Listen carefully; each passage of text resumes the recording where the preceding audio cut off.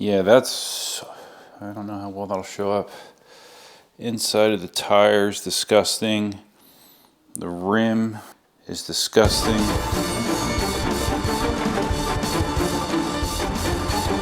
How you doing? Duff here. This is my Gotway, yes, Gotway Mten3. This is so old that I can call it a Gotway, and it's actually correct. Gotway was still calling itself Gotway back when I got this thing. I'm not even sure how many years it's been at this point. A lot. It is a old wheel, still a functional wheel, but I haven't been able to ride it recently because the tire keeps not holding air. The air valve was problematic. Even when I would get air in it, it would not hold it very well. And I think that I need to take the tire off and see what's going on there. I have a feeling that it is overly slimed, and the slime has hardened and just caused it to be a mess inside. So that is my guess.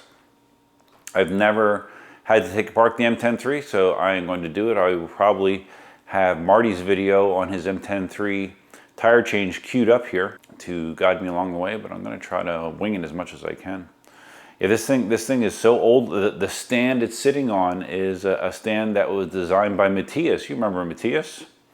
Matthias was one of the early guys that got into 3D printing for electric unicycles, and him and I have been in contact for years and years and years. I haven't talked to him lately, but yeah, this stand was one of Matthias's designs. It's a no-tool stand. So all right, let me get this down on the table and start taking it apart.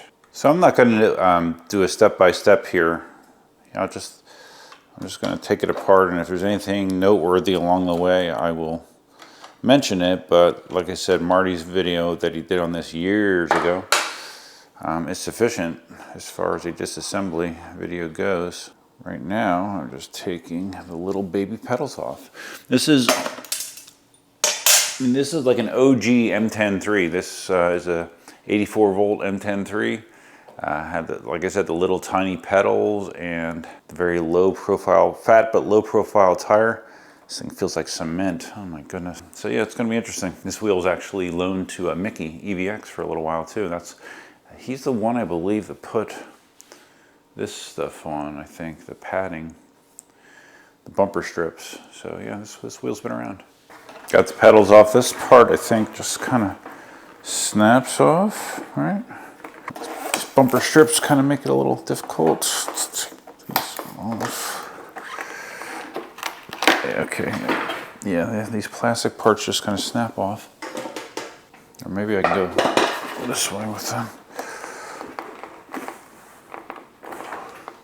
Okay, with the plastic pieces off, there's a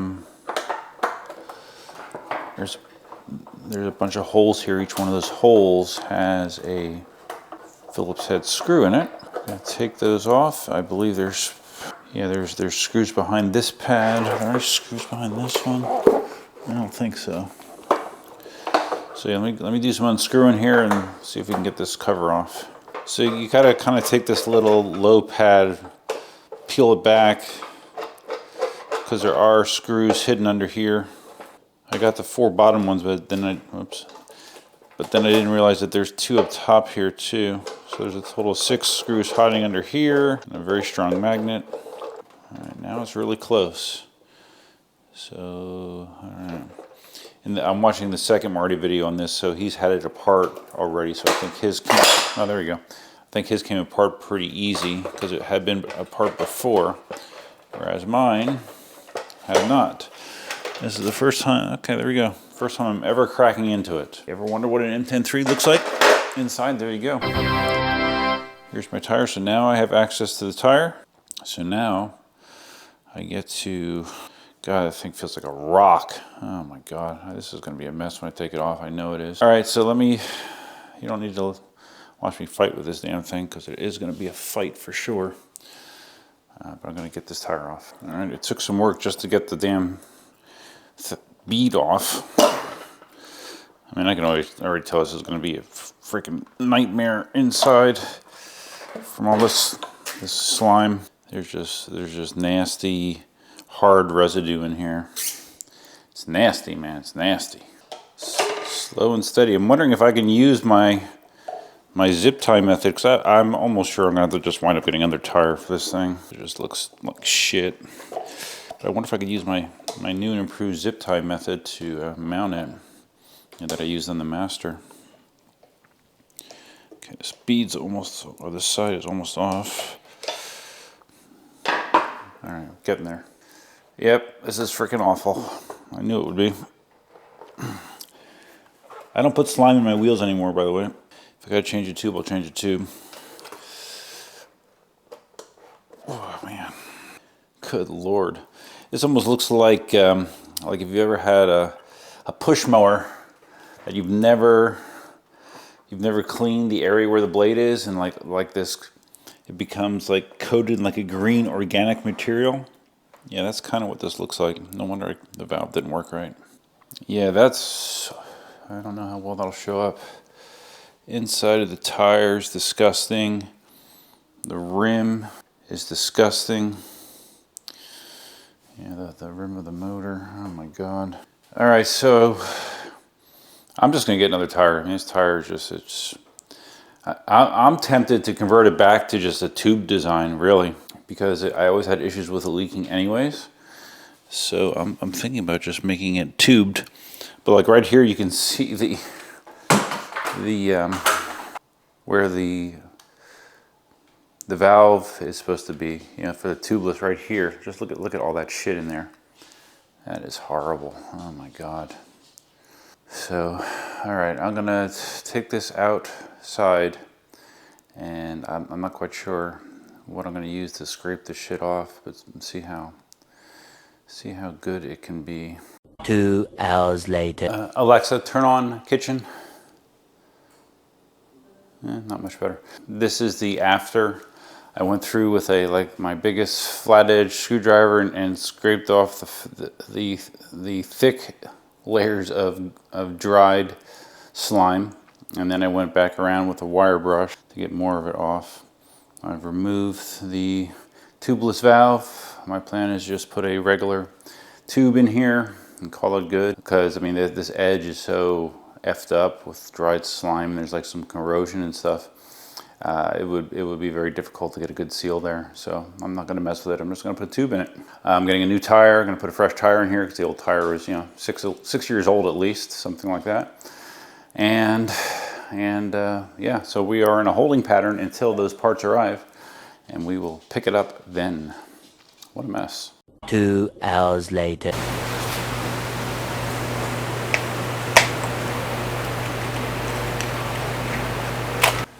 Yo, what's up? Duff here. It's, we have some of the precipitation from the tropical storm that's kind of hanging out around here, starting, so I just had to slide in a little bit. I don't think it's gonna be anything. We're gonna get some rain from it, but I don't think it's gonna be terrible for us, so that's okay. But what's important is I have the Mten3 here that has all the dried slime in it. So far, I took like a scraper and got the real thick areas of it off, and then I took a wire brush to it to get more of the dried slime off, but there's still quite a bit there. I'm not sure how well it shows up on camera. So what I have now is one of these paint stripper attachments on my drill, and I'm gonna see if I can get it a little bit cleaner. Wish me luck. So my main concern is trying to clean the outer rim, because even though I did buy a tube for this, I'm not quite sure if it's going to work or not. I'm going to probably have to do some rigging to get a tube to work. So if that doesn't work, I'm going to need a clean outer rim here to get it to seat correctly if I do have to go back to tubeless. So that is my goal here. Does it concern me having a high-speed abrasive device spinning near my junk? Yes, it does. But I kind of need to be locked in, and that feels like kind of my best locked in position. Okay, so I did what I could to get this outer edge, at least get the shit off the outer edge. I mean, this dried slime is like freaking cement, man. I mean, what a mess. And there's areas where it looks like it's corroded. So I'm hoping I can make the tube work so it won't really matter, because I mean I am leaning on this with all my force with this paint stripper, and it is tough to get this stuff off. It's really tough. I'm not going to worry about the stuff in here because I don't think it'll affect anything. But yeah, not fun. I won't ever use slime again. I did buy some armadillos. I do have armadillos, and if I do wind up going tubeless, I will use that, but I will never use slime again. Okay, so I'm going to try to use the zip tie method like I did with the Master. This tire is much more challenging because it has a thin sidewall. You can't compress it as much, so I'm not sure how much of a benefit it's going to be. My biggest concern is if I can get this tube in without it scraping the shell. I think it's going to be a challenge. But I will be able to tell pretty quickly if it will or not. So I did apply bull snot to the outside to make the tire surface more slippery. And now I'm going to try to press it on and see what happens. Okay, this isn't going very well. And part of it is because the wheel is, it's still half in the shell and it's rocking around, so I can't get good access to apply even pressure.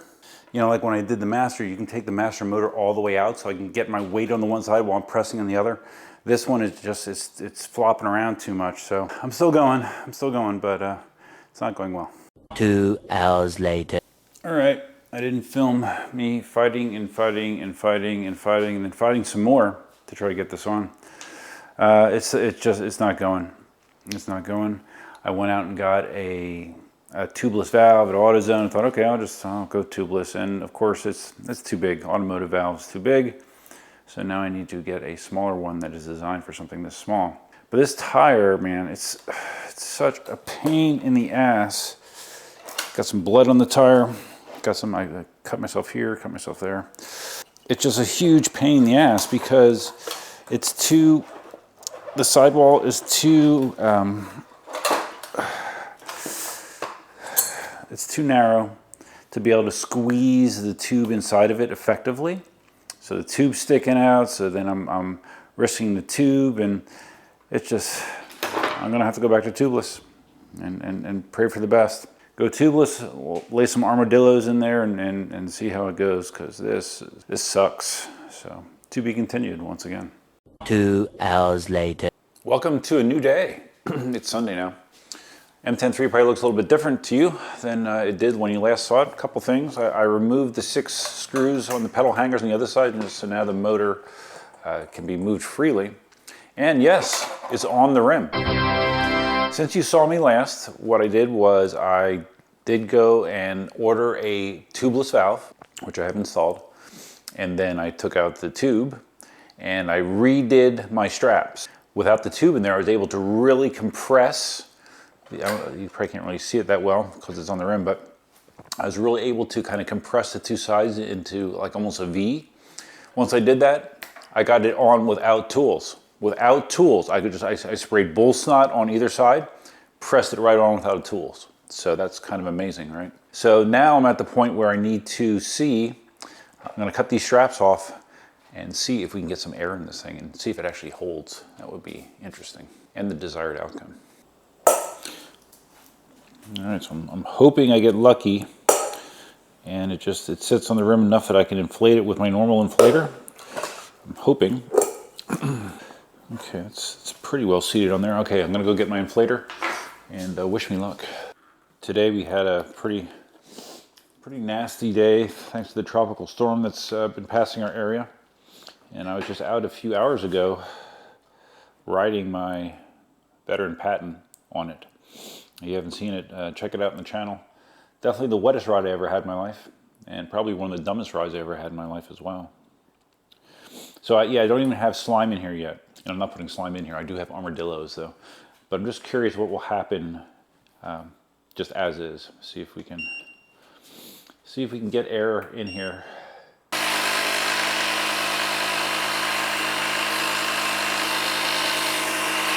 Okay, so although I got the tire on, I have not been able to get it to seal well enough to inflate it. I might try the ratchet strap trick. I'm not going to do it tonight, where you put a ratchet strap around the tire and you tighten it down to just kind of smush it against the rim so it seals it, so it can inflate and seat the bead. But if that doesn't work, then I might try to take it to just one of the tire places around here and just say, hey, can you just put your high-speed inflator on here and just seat the tire for me and you know, pay $10, $20, whatever, because I think that ultimately might be what I'm going to have to do. So the saga continues, just what I was hoping for. 2 hours later. All right, for the first time in a long time in regards to this project, I actually have something to smile about. Whoa. See this? It's got air in it. It's got air in it. It's got 40 psi in it. Yep, I tried to do it with my portable inflator, could not get it to seat. Took it to a tire place. You know, tire places have inflators. Initially, he set it up to a lower power inflator, and he could not get it to seat. But then he took it over to the high power inflator, you know, where they put the automotive tires on the machine to seat them and everything. And yeah, he got it on. He got it on. Popped right on. It feels like it's holding air just fine. So whew, I'm good to go. I'm gonna put this back together, but I'm actually in the home stretch. Had lots and lots and lots of frustration trying to do this, but I think we are finally going to persevere and succeed. This feels good to get this freaking thing back together, let me tell you. I was talking to Larry earlier today and just talking about, like, this is one of my traits, is I'm stubborn and I'm tenacious, and sometimes it serves me well, sometimes it doesn't serve me well. But in a situation like this, I feel well served, because I was beyond frustrated so many times with this process. But I think we're in the home stretch. All right, there you go, reassembled. Really, all I need to do is just take it out in the driveway, make sure that it's still rideable. I turned it on already, it does balance. Looks like the battery is very low, which makes sense since it hasn't been ridden in all of at least 2024. It might be a full year since this thing's been ridden. So it means it's probably been a full year since it's been charged. So we will charge it, of course, but let's see if we can ride it. First riding the Mten3 in a long time.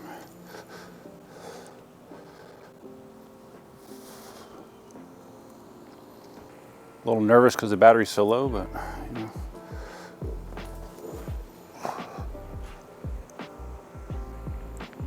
It works. It works. It works. It works. It works. Awesome. I was getting a little nervous. I wasn't quite sure where the charger was for this thing, but I did luckily find it. I did not throw it out, which I did with so many other things. All right, 4-pin, let's plug it in. This is an 84-volt wheel. All right, we're charging. We are charging. Charging. All right, so I guess that's it. This was quite the ordeal. Lots of roadblocks along the way, but we persevered, and you know, things that make you persevere in life, in my personal experience, they are the things that are most valuable. So yeah, keep at it, don't give up. So that's all I got. If you guys found this video interesting, please think about giving it a big thumbs up. If this is your first time visiting the channel, please consider subscribing. And if you're going to subscribe, hit the notify bell that's over there somewhere. Feel free to leave your comments, suggestions, ideas, and thoughts below. Yeah, Mten3 tire change. My zip tie trick does work. It did make it super easy. You know, once I abandoned the idea of trying to convert this to a tube, I was able to squeeze it, zip tie it up, and push it right on without any hassle whatsoever. So, and I used bull snot again. I did use bull snot to make it slippery, but it went on super easy. So tonight is Monday. This is the start of this project. Has covered a week, maybe, I'm not quite sure. But it is now at its conclusion. Once it's fully charged, I'm going to take this out and ride it around a lot more. So that's all I have for now. Hope you have a great week, and until next time, Duffman out. Want to know what bull snot is? This is bull snot. Available on Amazon. Works good. Now I just have to clean up all of the stuff.